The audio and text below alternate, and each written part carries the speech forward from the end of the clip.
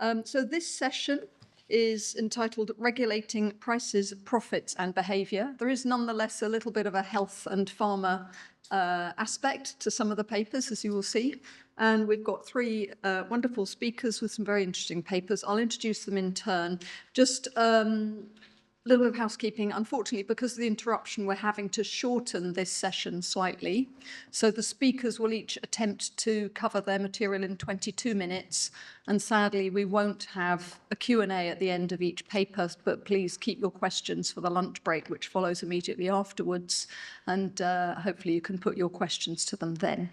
Right, so with no further ado, let me introduce our first speaker on the left, Raphael Markellos from the University of East Anglia, who's going to speak to us about are UK regulated utilities earning excessive profits? Thank you very much. The plan with the fire didn't work, so I have to still give the presentation. So I'm from the University of East Anglia, from the Centre for Competition Policy. This is joint work with Sean Ennis, who's somewhere here in CCP, Kostas Bozos, who's Professor of Finance at Leeds, and he's with us. And then there's two colleagues that are not here, Sohara Prasa, who's from Bank of Greece, and Konstantinos Kakouris, who's from University of Piraeus. So this is part of a long-term project that we're working on with Sean and others on cost of capital. So you may know that we've been working for a number of years on this. And this is one of the empirical papers that we are looking to publish, hopefully soon. So there is a paper behind this. We're just working on the robustness. I'm going to give you some headline results. And over the next few weeks, we're hoping that the paper will be circulated as a working paper. So is this the $1 million question? No, it's the 750 billion pound question. That's the estimate of the value of the regulated sector in the UK, so roughly a quarter of the economy. I'm just trying to tell you here, yeah, this is really, really important. A 1% increase in excess profits or profitability is going to make a huge difference if that's the underlying money that is involved. You might have followed the media over recent years. This is a very, very popular topic in the media, so in the UK, but also worldwide, especially across Europe. After the energy crisis and the cost of living crisis, there was big debate in the UK and across Europe about if the energy companies are making more money than they should. There's individual case studies like with Thames Water, again, around profitability, which are more recent. Yeah, this has been going on for several years. In the UK, a lot of these media is driven by reports by the Citizens Advice, and they have reproduced it, and this has been circulated in different ways. So this is a topic that the public and politicians and the media are very, very interested in. Is it new? No, it's not new. I was amazed to see that actually some of the earliest examples of political satire, and those of you that are interested in history and monopolies probably have seen this before. There's quite a few examples of cartoons in political magazines. This is from the United States, 1883, where they will criticize through satire monopolies and the fact that they're making too much money on the back of society. So these are the protectors of our industries, particularly like this one. So the bosses of the Senate. It suggests, I don't know, regulatory capture, and you've got the fat cats there behind a signed monopoly. So yeah, for hundreds of years, this has been a big deal in the public sphere. Just a final point in terms of how across time this has evolved. So if you search for excess profits in Google Books, you'll see interesting peaks throughout time. Obviously, in the recent period, you have other printed materials, so it's not that representative. But you'll see peaks just before the war, the Second World War, in the 1950s and the 1970s. All these represent large increase in the public debate around the excess profits. So what I'm going to tell you, so in our paper, or this research agenda, we're trying to look in three directions. So the first one, I'll tell you a few things about theory and what our thoughts are in the team about the existing theories and the way forward. In the second part, I'll tell you about our methodology, and in particular, an innovation that we would like to suggest in research in this area, in the excess profits. And finally, I'm going to share with you some headlines around some of our results. And I'm going to try and answer the question if UK regulated utilities are making more money than they should. So as you probably know, there's a number of different explanations in the academic literature on why these excess profits arise in the regulated sector. And in the paper, we try to organize them under three families of theories. So public interest is basically that regulators are benevolent but ineffective. So they try their best, but for various reasons, they don't manage to be effective, and excess profits arise. So this could be due to using flawed models, or because of information asymmetries, or because of lags, so for various reasons. The second family on the other extreme of theories is the theories around private interest. We're using a grouping that's been popular in the regulated sector. So the private interest on the other extreme suggests that regulation serves the interests of powerful companies and individuals, and regulatory capture, for example, is under this family of theories, and that explains everything of what's going on. So excess profits are realized through the deliberate actions of regulators. And finally, somewhere in between, we've got public choice, where you have things evolving as a kind of political equilibrium, where each stakeholder tries to pursue their own interests and achieve their own goals. And depending on who's more powerful, you'll have an equilibrium which will determine what's going on. And this will vary across different countries. So this is, I won't go into detail, but this is our grouping, and then in each one of these families you have specific theories that talk about this. Just as a general point, I would say that although over 10 main theories have been developed in the literature, our thinking is that the existing theories cannot explain current phenomena in regulated firms. So the regulated sector, things that are happening over the past 10 years with the involvement of private equity and how markets are evolving, and financial markets, we feel that new theories are needed to explain what's going on. So one of our objectives in this research agenda is to try and work that out. This is not about the present paper, but that's what we are thinking of. Another interesting paradox that I think is worth noting is that in the regulated sector, excess profits are bad, right? So if you see companies making excess profits, something wrong is going on, and we need to regulate and to reduce them and so on.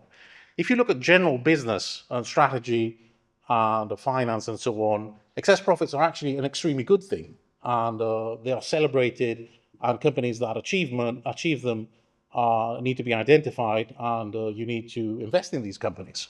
So these two conflicting agendas going on, and the theories that we have in strategy, if you want to, try to explain these excess profits, which are a good thing. So resource-based view being perhaps the main theory in this area, but also others. And interestingly enough, we feel that these general theories haven't been really applied to regulated firms. So there could be other reasons than what has been discussed already in the literature why these excess profits exist. So, for example, the work of Halvarian on the value of data and the value of platforms. It could be that energy firms are sitting on these data sets and large platforms, and that's one of the ways that they achieve excess profits. So not necessarily because of the existing explanations. And obviously these theories are overlap between them, so the definition we offer here is not 100%. So these sets are fuzzy and they overlap. So methodology. So There's a variety of methodologies that have been proposed in the literature on how to measure excess profits. Here in the paper, we are focusing on the most popular one, at least in the US. And the idea is that we're going to compare return on equity, and we can compare that to the cost of equity. So what's return on equity? You probably all know. So profits over the book value of equity. There's big discussions if this is accurate, but this is how it's applied. And cost of equity in the version that I'm showing in the slide is coming from the CAPM. Again, there's millions of pounds and thousands of pages that are being spent on if this is a good model and how it should be implemented. So we try different variations in the paper. But these are the two basic ingredients of this methodology. So what happens then is that you estimate the excess return. So you see how much money you're making and how much money costs you with the cost of equity, and that's your excess return. And then another thing that you might want to do, and often happens in the literature, and this is what we do in the paper, is that you compare this excess profit that you're making in the regulated sector, and you compare it to excess profit somewhere else. So if it's exactly the same, then perhaps nothing odd is happening. But if you find big differences, then that raises doubt. So how are you going to pick comparable firms? This is a very classic problem in finance, and you want to find something that is similar. And the existing literature and practice in the regulated sector looks at taking international peers. So I'm going to compare, for example, UK regulated firms with French regulated firms or American regulated firms. So that's one way. I can handpick firms and qualitatively say that they're the same. There's a DA and frontier analysis which can be used to compare companies across the frontier. You can build theoretical, idealized firms which are your benchmark. So there's a variety of methods that can and have been used. So we propose a new methodology. It's definitely not new in social sciences. It's a very old methodology, but funnily enough, it hasn't been applied a lot in the regulated sector. So this statistical methodology is called statistical matching. And the idea is that if you have two groups, one receives a treatment and the other doesn't receive a treatment, and you want to compare them, and you don't have randomized sampling, you specifically pick items from the second group that match the characteristics of the first group. So this is being used across the social sciences. There's been a lot of criticism if this is the right method, but at the same time, it's been recognized that it is very powerful. So how does it work? So the idea is that you choose variables, these are called covariates, that you want them to be the same in your regulated firms and the other firms that you're going to compare them with. So these covariates are the characteristics that need to match, they need to be the same. So you want your two groups to be different only in the fact that one group is regulated and the other one is not. Second step is that you use a method to measure the similarity between groups based on these covariates. So you see how close they are. Then you create pairs for each one of the firms that you have in your sample. So one firm for the first group, one firm for the second group. And finally, you analyze the differences between the two groups, these pairs, in order to understand what's driving the results and understand causality. So that's what it is. I'll tell you a bit more in terms of implementation with a specific method. So our sample, so what we did is, and again, not very commonly done, we're analyzing only European firms in this particular set of results that I'm showing you here. So a lot has happened with US data. So when we typically look at the UK, we compare with the US. Perhaps that's not a great idea. Perhaps it's a better comparison to work with French or Spanish or German companies, and that's what we're trying to do here. So we've got a time period from 2015 to 2023. Our data is mainly from Orbis, but we've got a bit of data from other sources. And we have 85 unique regulated utilities from European countries. And you've got a list of the countries there, from Austria to the United Kingdom. And most of these, the vast majority, because of the nature of the market, are in energy, and we only have 5 in the water sector. And then we have 15,000 non-regulated firms, which are across Europe, and mostly manufacturing, but also several other sectors. So you've got a list. The first two columns give you the number of firms from each country, and you've also got the years, the firm years in each country, and so on. The last two columns talk about the second group with which we want to compare. So what's the idea? What we're going to try and do here is we're going to analyze the excess profits in the group of regulated firms, in the utilities, and then we're going to analyze excess profits in the non-regulated firms, and we're going to see if there's a difference. If we do it blindly, and we just compare the two, so if we blindly just look at the two groups, they're, oranges and apples, and they are different. They're very, very different. So somehow we have to make them comparable. And this is what the idea of what statistical matching does. So for each one of the 85 companies and years that we've got in the regulated sector sample, we'll find a matched company from the non-regulated sector. And for the matching, we're going to use covariates, as I told you before. So I won't go into details because of time on how we implemented this, but we did the standard stuff, the CAPM, all the different variations, how it's been applied in practice. That's our bread and butter, and we know how to do that well. So we didn't really innovate in this area. This is what the stock market did over our sample period. So we've got a nice variation in terms of market phases. And here you've got your first results. So here in the third column there, you've got the mean excess returns. So this is per country, the average excess returns, so the average profitability you've got. And then the right-hand side is about the same about non-regulated firms. Because of time, I won't go into the details, but the specific methodology for statistical matching that we are implementing is very well known in people that perhaps applied this in the past. It's called the PSM, propensity score matching, and it's based on a logic regression. It's very straightforward. There's nothing complicated about it. So going straight to the results, since I've got just a few minutes left. So I told you I'm going to give you some headline results.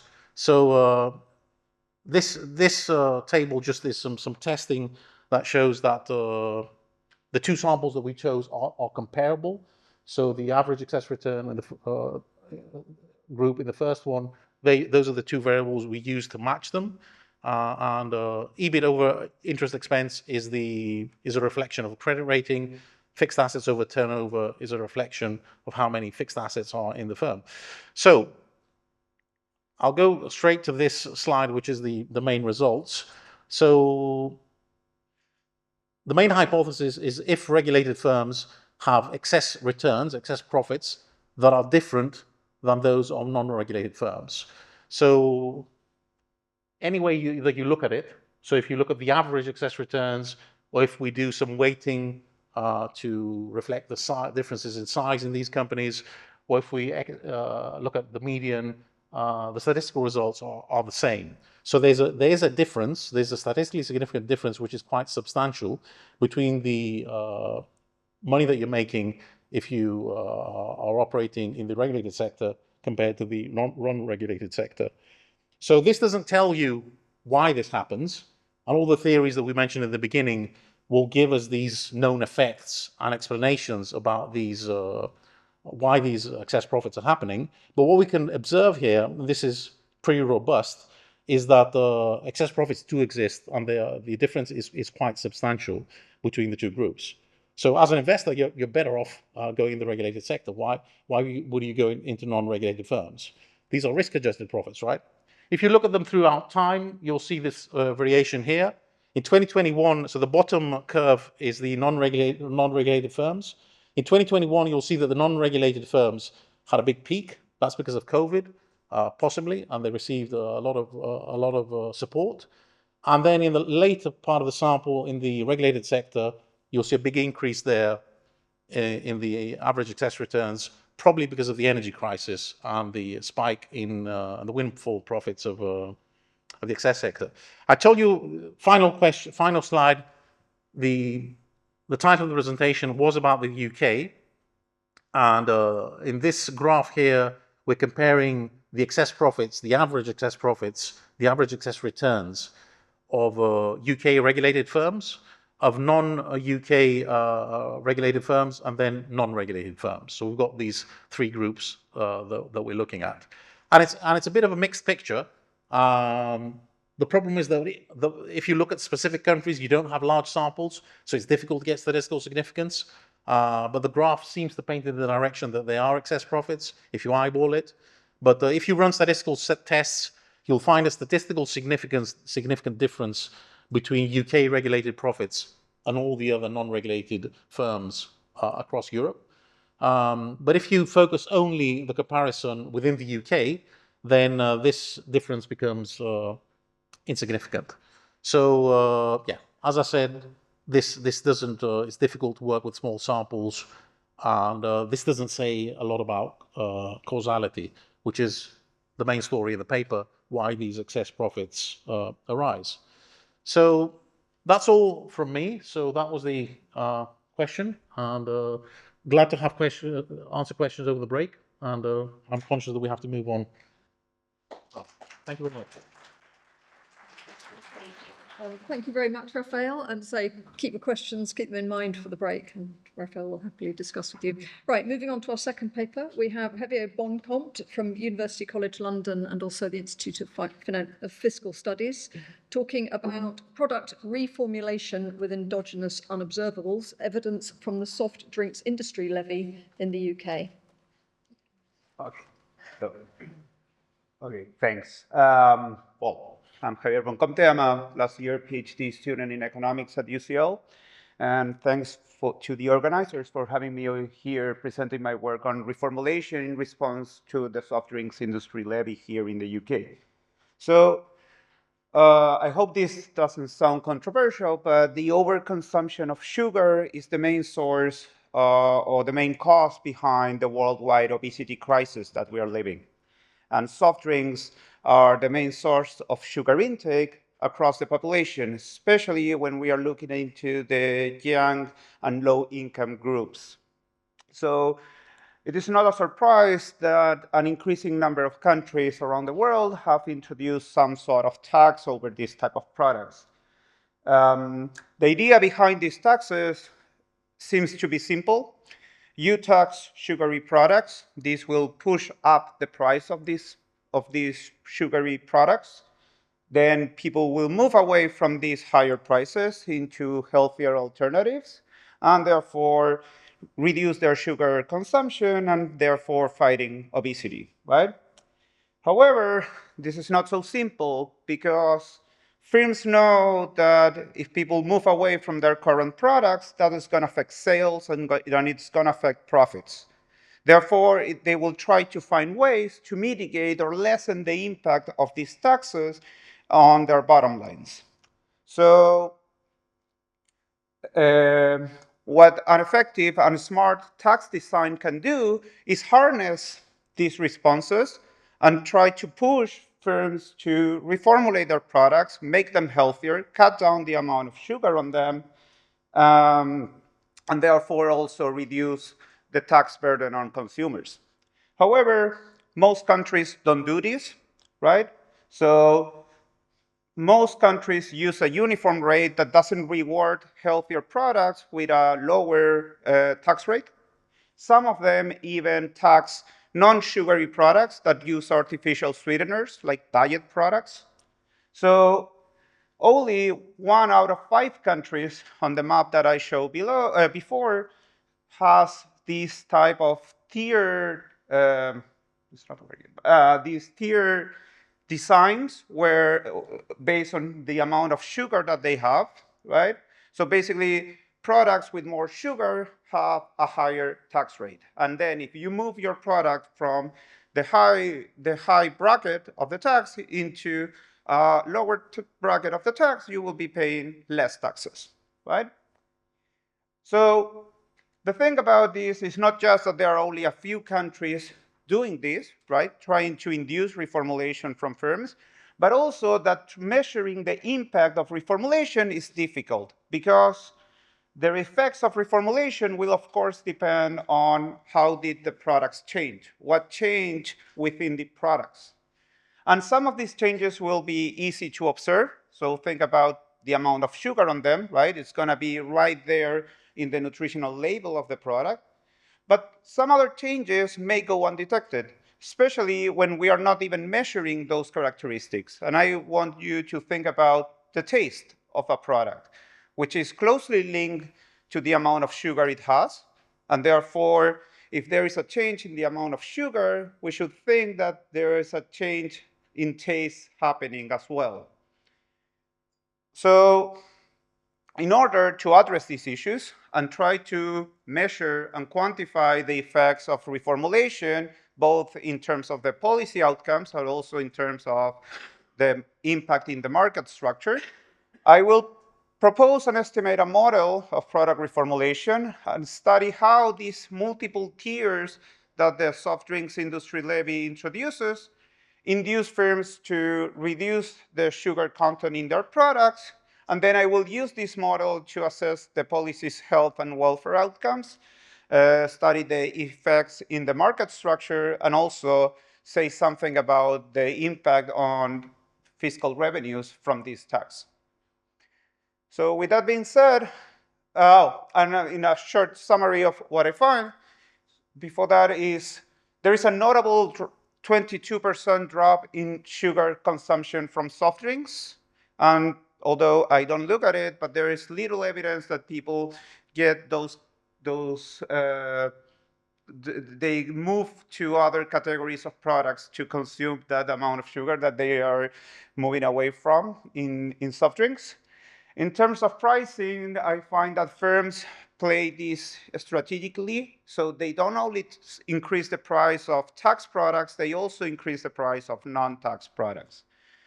Product reformulation plays, of course, a large role in this. It will increase welfare overall by basically preventing an additional increase in prices. There will be an increase in prices, but it could have been much bigger or larger if it wasn't for reformulation. But this reformulation also lowered products' quality. So products are less desirable after reformulation, but they are cheaper. In terms of technology, I will also show some evidence that firms adopted new technologies to reformulate their products. And when I say new technologies, I want to think about changes to the manufacturing process, but also including new ingredients, especially artificial sweeteners.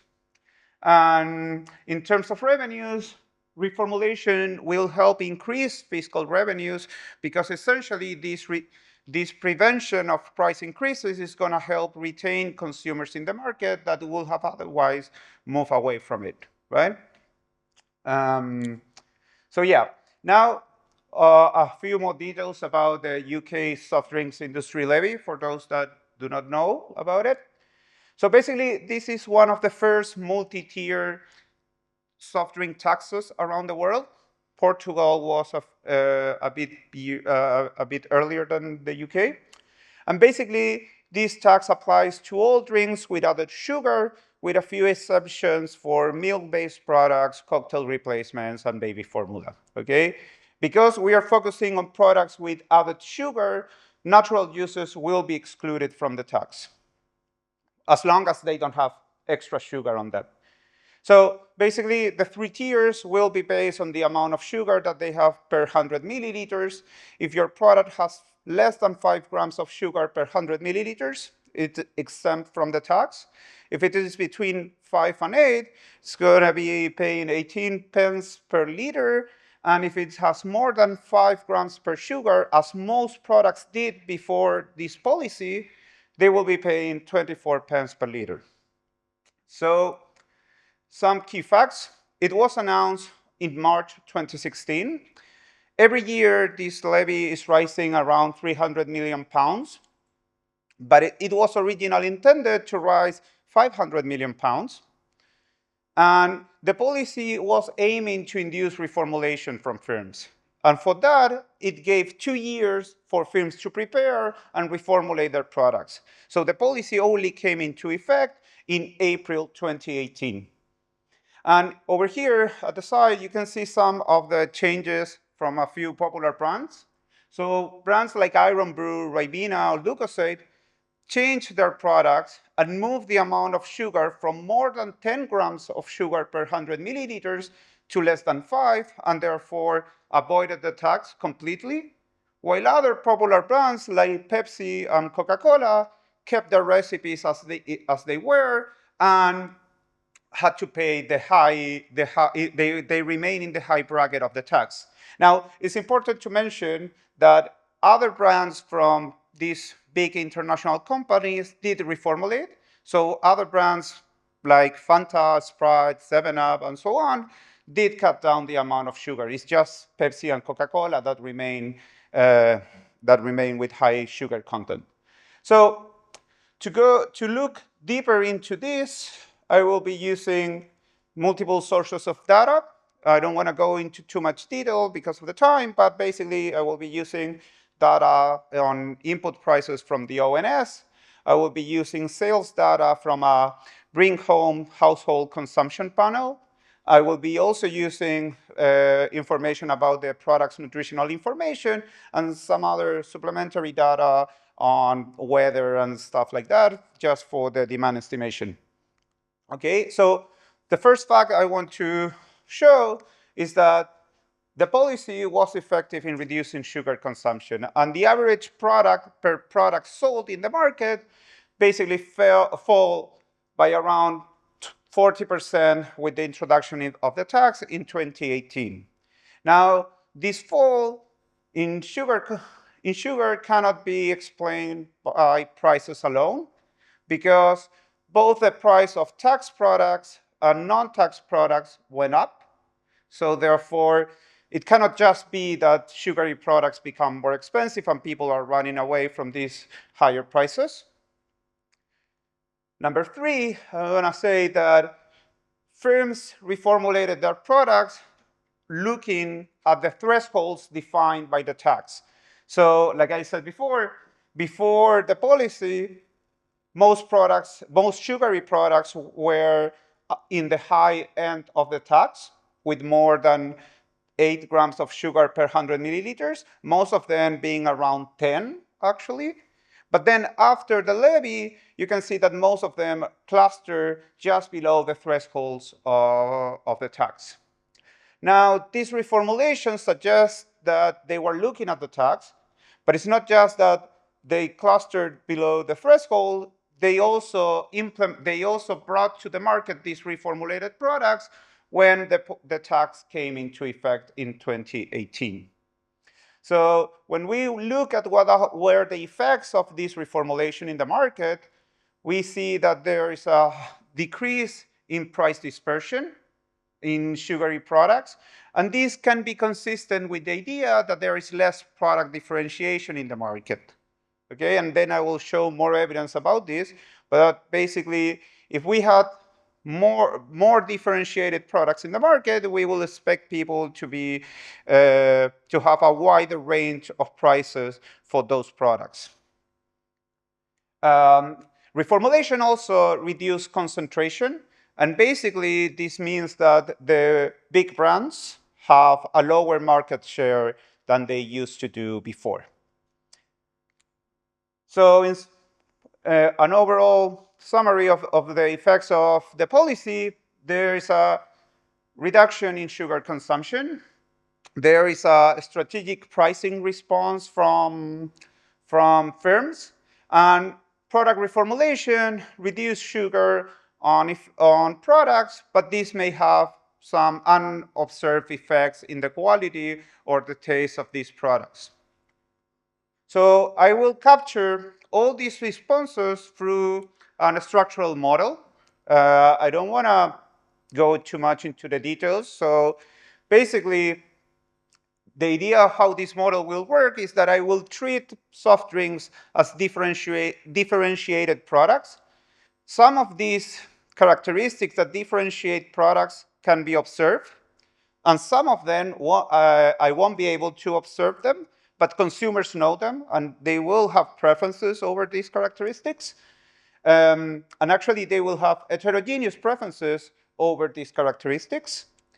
And firms will be playing a two-stage game in every period where they first have to define which products they want to offer the market, right? Which characteristics of each product they will choose. And then once they know what the others are offering, they will compete on prices. And product changes will only be partially observed because we will only be able to observe changes in the observed characteristics. We won't be able to observe changes in those characteristics that we do not track. So just a little bit of formalities, but basically the market shares of the products will depend on the average product utility. And this average product utility will depend, like I said before, in the product characteristics that we observe. And consumer preferences over those characteristics. And then there will be this unobserved utility effect, which will, I assume, holds the same structure than the observed characteristics. And I will assume consumers have preferences over these unobserved characteristics that I am not measuring, right?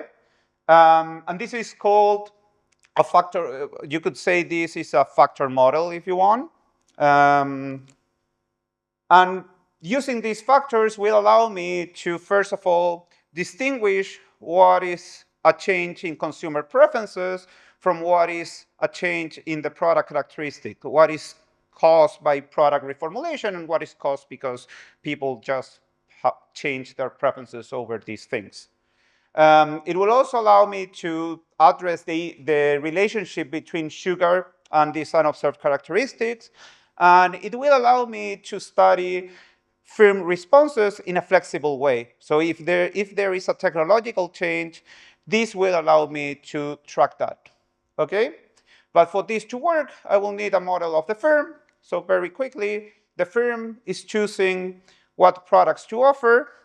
And once it has defined its products and knows what the others are doing, it defines its prices competitively. And if it wants to change the products that it was offering from last period, it has to pay a reformulation price. So reformulation is going to be a costly effort for the firms.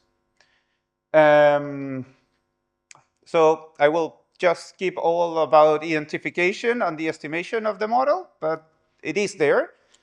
And in terms of results, and just let me mention that this is still work in progress, but in summary, I can say that, first of all, reformulation lowered the product's unobserved quality, so made these products less desirable than before.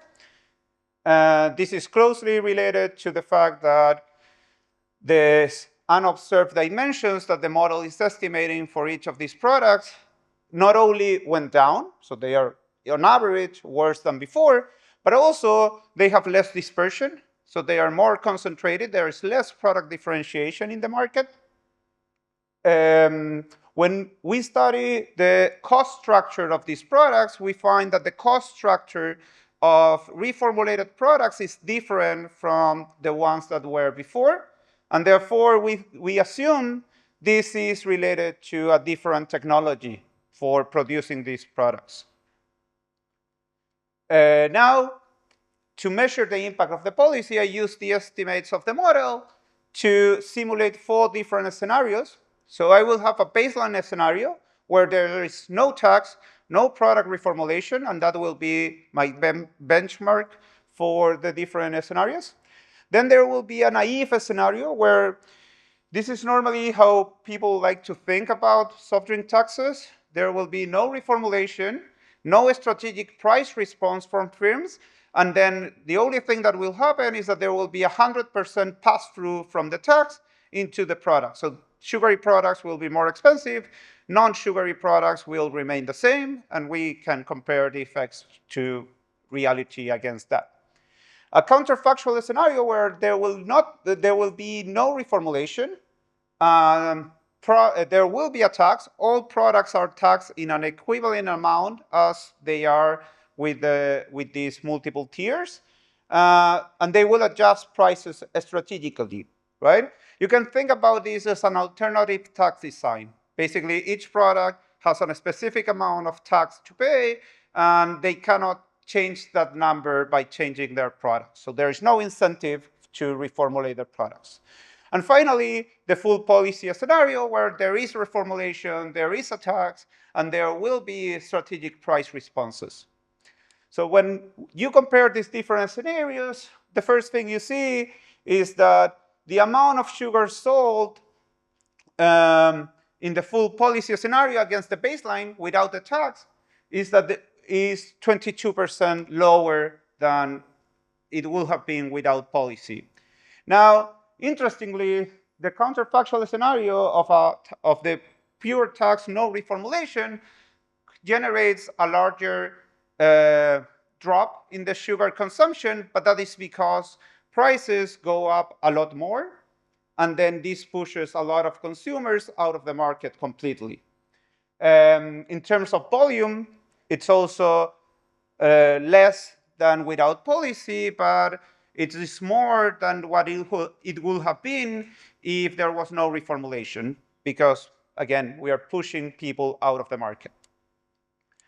In terms of welfare, reformulation will help mitigate losses, right? There is a tax, so we can expect there will be welfare losses. And I am not counting the effects of externalities or health internalities from excessive sugar consumption. I'm just looking at the welfare of the participants of the market. And therefore, you can see that both firm profits and consumer surplus is higher in the full policy scenario. And then finally, what is interesting is that reformulation changed how the tax affects firms. So basically, obviously, we will expect a tax to reduce firm profits in general. But what reformulation does is that it allows larger firms to reformulate more. The larger firms are more effective on reformulating, and they also reformulate more than smaller firms. So basically, this allows larger firms to sort of avoid or almost completely mitigate the impacts of the tax on their profits. However, smaller firms, those that have a lower number of products, they are more impacted, they reformulate less, and therefore suffer relatively more with this tax. So in summary, there is a considerable drop of 22% in sugar consumption from soft drinks, and this is high when compared against other types of food policies aiming to reduce the overconsumption of sugar. Firms will avoid the tax by reformulating their products. The average drink sugar content fell by around 40%. And reformulation will benefit consumers by helping them remain in the market, and large firms to avoid the impact of the tax. However, smaller firms were more limited in their capacity to reformulate their products, and therefore were less effective at doing so. So in summary, in conclusion, I just want to say that the way that we tax products matter. So it's just not about how much we want to tax these products, is what other incentives we are giving firms to change their behavior or change their products. Firms will use these opportunities to mitigate the impact of the tax. And reformulation might play a role in offsetting the policy goals, right? Because it's keeping people consuming soft drinks, although they're still consuming less sugar than before. And interestingly, this tax had the effect of pushing firms to adopt new technologies and innovate, right? Which is not something we are used to say about taxes. And that's basically it. Thank you.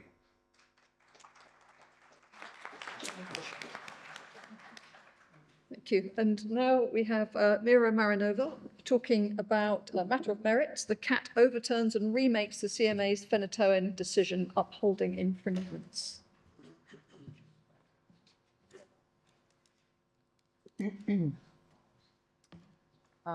Raphael talked about excessive pricing. I'm also going to talk about excessive pricing, but from a legal perspective. So this is going to be the first legal paper for the day. The paper that I want to present is like a case note reflecting the latest judgment of the so-called Pfizer-Flynn saga, or also Phenytoin saga. You probably heard about this excessive pricing case in the UK. So the paper reflects the final, the last judgment of the saga, but actually the paper is based on my previous published research. So I would like to start a little bit talking about the previous research, because that's going to help you to understand the latest judgment. So the first paper is about evaluation of the case law of excessive pricing at EU level. So the paper was written like for my students, because they wanted to have a paper where they can read everything about excessive pricing, not having knowledge about excessive pricing at all. So I wrote this paper, and I'm discussing like all of the cases that covering excessive pricing. I'm also covering some economic literature in the paper, but I'm also evaluating the development of the case law after the leading precedent. And why this paper is important for the paper that I'm going to present, because the CMA and the Competition Appeal Tribunal, they base their assessment on the leading EU authority in excessive pricing. However, there is a development of the case law after the United Branch, which is the legal authority.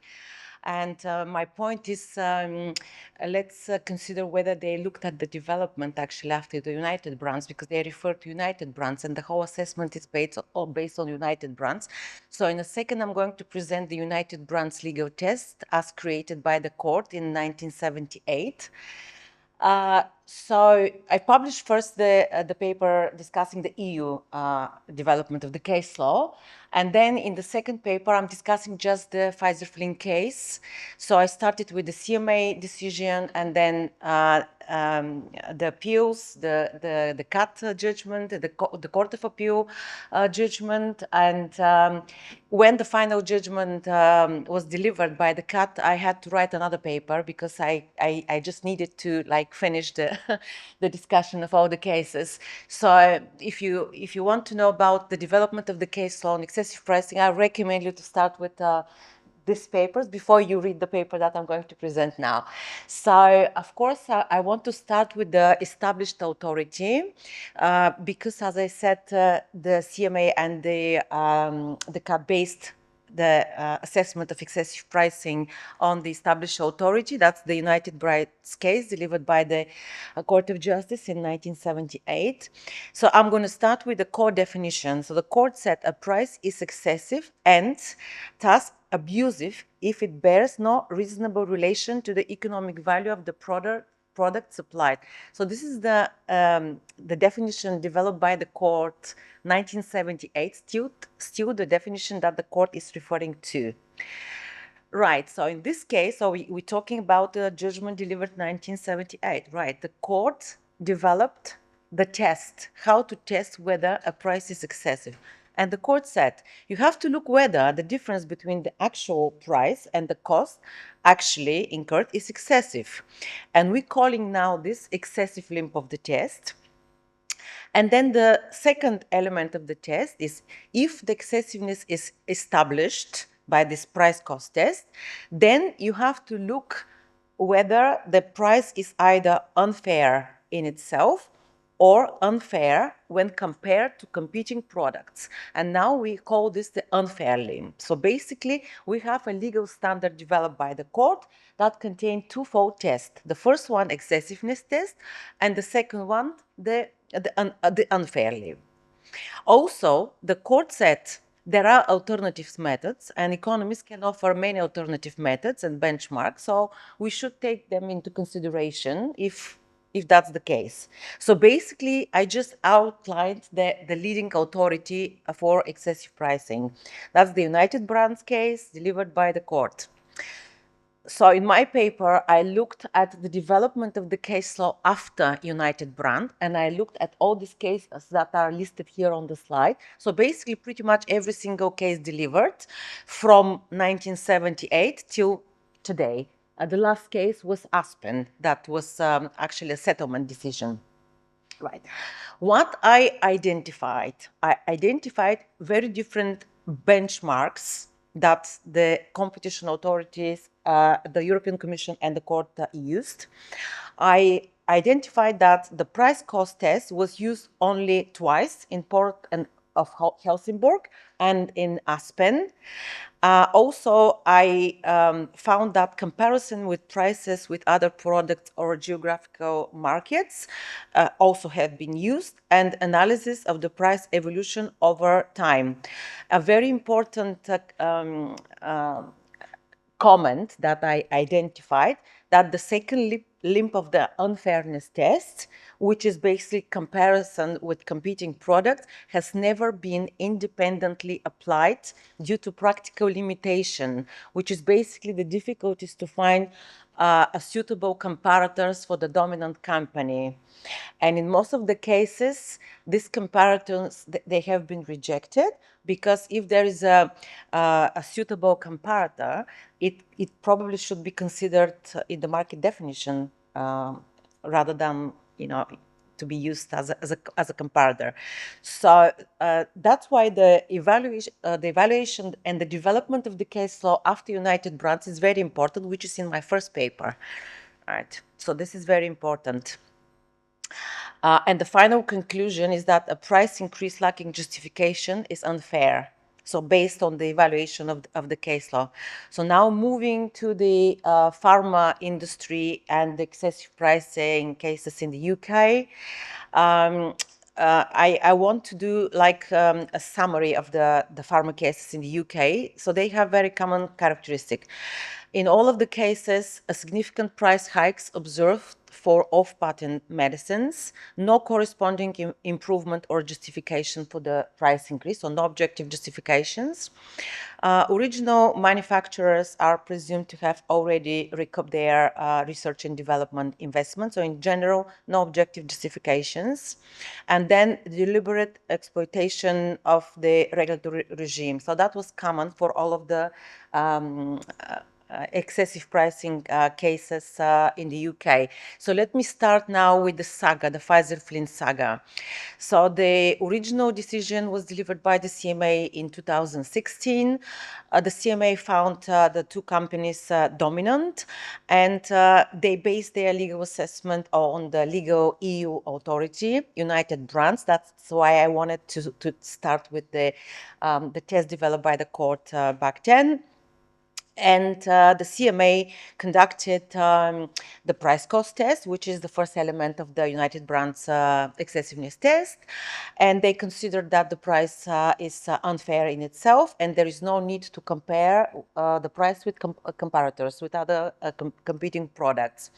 However, on appeal, on a judgment delivered by the Court of Appeal, the Competition Appeal Tribunal in 2018, the court set aside the CMA decision, and they criticized the CMA for not taking into consideration comparators, right? And then on the next appeal, the Court of Appeal in 2020 confirmed that the tests are alternatives, like the Court of Justice stated in the United Brands case. However, the court said that the CMA cannot ignore valid evidence submitted by the defendants, and there is an obligation for the CMA to consider the evidence.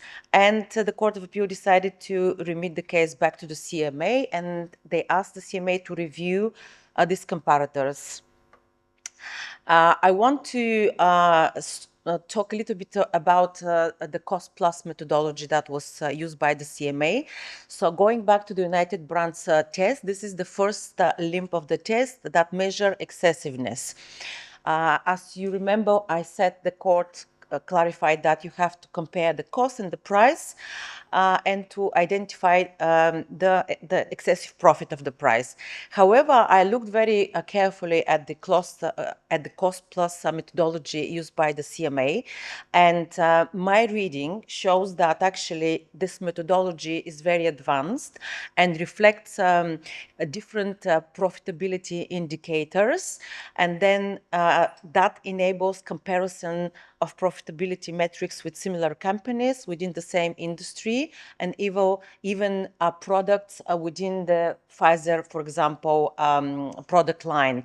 So which means that this is not an exercise that simply compare costs and prices, but actually it enables comparisons with different benchmarks. And in my view, this advanced cost plus methodology actually establishing first the existence of the excessive price, but also because of these comparisons with other parameters actually is providing benchmarks to assess the dominant company's profitability compare with industry peers, which means this cover the second part of the United Brands test, which is about comparison, right? So, and my reading of the case is that basically this cost plus methodology gives more benchmarks and more evidence than simply focusing on the excessiveness of the price. So moving to, in general, the consequence of the UK court position before moving to the final decision, which is very interesting. So in general, after the Court of Appeal ruling, we can see like that the judgment imposed significant evidentiary burden and complicated the assessment of excessive pricing.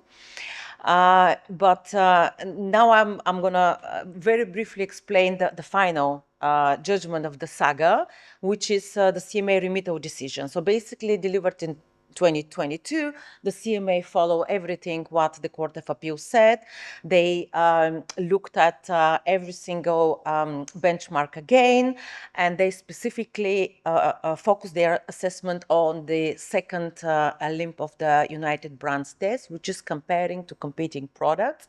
So they looked at every single possible comparator. They extended their assessment with 100 pages, and they reached absolutely the same conclusion.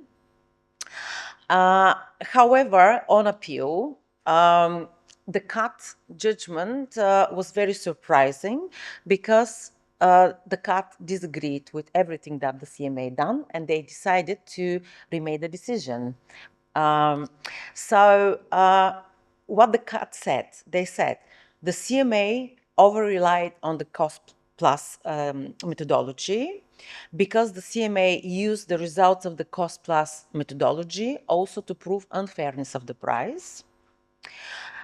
The court said that the price equal to cost plus reasonable rate of return, which is basically the cost plus methodology, is not automatically excessive, which is a clear departure from everything that CMA done so far, and also from all the cases that the CAT already confirmed. I'm not gonna talk about the other methodological concerns that the CMA, that the CAT expressed regarding the CMA assessment, but because the main problem is the unfair limb, and the main problem is the requirement to compare with competing products. So basically, all the issues are around this second requirement. Again, the CAT stated that the CMA did not consider the comparables, and they basically relied on the cost plus methodology, which in my view, as I said, I see that they use some comparables, and the cost plus methodology actually gives evidence about the unfairness of the price. And the CAT disagree with that, and the CAT considered that the CMA rejected the comparables, and the CAT said that even imperfect comparators may still provide relevant context. So for me, this is a clear departure from the EU jurisprudence. because as I said, looking at the EU cases, there is no single case in which the court consider comparing with competing products as a separate element of the unfairness test. Now we have CAT insisting on evaluation of competing products, even if they are not reliable. They still insist. So basically, this means the two elements of the unfairness test cumulative. You have to look at the whether the price is excessive in itself, and then you have to look at the second element, which is comparing with competing products. This is interesting with the case because basically the CAT set aside the CMA decision, but at the same time approved infringements and decided to remake the decision. So the main problem here is around the economic value of the product. The CAT introduced some new terminology here. So the CAT set a reasonable relationship between the price and economic value that should encompass both appropriate producer surplus and consumer surplus. This is something new that the CAT introduced. As you can see, for a lawyer to read a 350 pages judgment talking about consumer and producer surplus is very difficult to reconcile and to provide like a legal advice on the clients. So the CAT introduced lots of complexity into the legal standard of excessive pricing. And my comment here is that the court is insisting on demand-side factors, which in pharmaceuticals are not quite realistic because they are shaped by multiple stakeholders, patients, physicians, reimbursement bodies, insurance. They have different interests, and the pharmaceutical market cannot be compared with the traditional markets because patients, they do not express their genuine willingness to pay or loyalty or preferences. And they just require essential treatment. And I think that relying on consumer preferences, like in the Port of Helsingborg judgment, would prevent any price from being deemed excessive due to the inelastic nature of the medicine. So I've mentioned here Port of Helsingborg. I've mentioned this judgment previously. So this was the only judgment in which the European Commission applied the price cost test to prove the excessiveness, but the case failed based on the consumer preferences because they consider that actually consumers are happy to pay the premium price, which means that the price and the economic value of the product is okay, and actually the price is not unfair, not abusive. So in the Port of Helsingborg case, consumer preferences matters, but in the pharma industry, this cannot be considered. So from this perspective, the judgment raised the evidentiary bar too much. So now these excessive pricing cases are too complex, too difficult to handle. And I think that if we think about the practical significance of the judgment and we look, how the judgment raised the evidentiary threshold and how redefined the excessiveness, how redefined the unfairness limb, how so we can conclude, okay, this is a clear departure from the EU jurisprudence, but this is not something that is important here in the case. Of course, the UK courts can't, diverge from the UK jurisprudence, but this is a completely new reading of the test. And I think that the main question, whether the price bear a reasonable relation to the economic value, is still not clear. And basically, this is the most important case because in the paper, I'm also considering the practical significance of this development in the recent class action case that's about excessive pricing, the Paturel case versus BT. And I think that the CAT rejected the claim that the price is excessive based exactly on whether the price bear reasonable relation to the economic value. So basically, this is the main question. And I don't think that the Pfizer-Flynn saga actually provided a clear answer to that very important question. So I think that the case law in this country, in the UK, after this development, is still not settled and not clear, because, as I said, the main question is still not clearly articulated by the court. So we hope that more judgments are going to be released to clarify the legal standard. So this is all. Thank you very much.